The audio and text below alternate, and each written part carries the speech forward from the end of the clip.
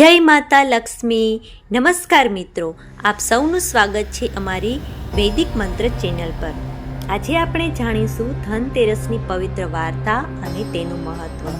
ધનતેરસ દીપાવલીનો પહેલો દિવસ છે. આ દિવસે માતા લક્ષ્મી, ભગવાન ધન્વંતરી અને ભગવાન કુબેરની પૂજા કરવામાં આવે છે. એવું માનવામાં આવે છે કે ધનતેરસના દિવસે સોનું, ચાંદી અથવા નવું વાસણ ખરીદવાથી ઘરમાં સમૃદ્ધિ આવે છે. પુરાણોમાં વર્ણન આવે છે કે સમુદ્ર મંથન દરમિયાન ધન્વંતરી ભગવાન અમૃતનો કળશ લઈને પ્રગટ થયા હતા. તે દિવસે કાર્તિક કૃષ્ણ ત્રયોદશી હતી, એટલે જ આ દિવસ ધનતેરસ તરીકે ઉજવાય છે. બીજી પણ એવી માન્યતા છે કે એક વખત રાજકુમાર હિમાનું લગ્ન થયું. જ્યોતિષીએ કહ્યું કે તેના લગ્ન પછીના ચોથા દિવસે તે સાપ દંશથી મૃત્યુ પામશે.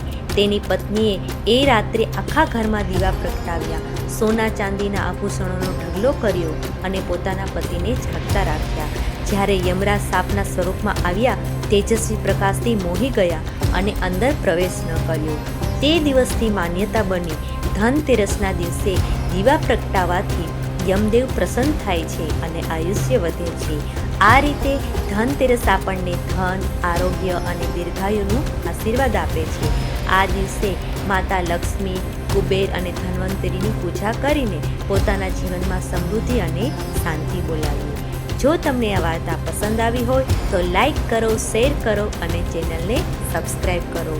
આવતી કડીમાં અમે લાવીશું ધનતેરસ પૂજા વિધિ સ્ટેપ બાય સ્ટેપ. જય માતા લક્ષ્મી.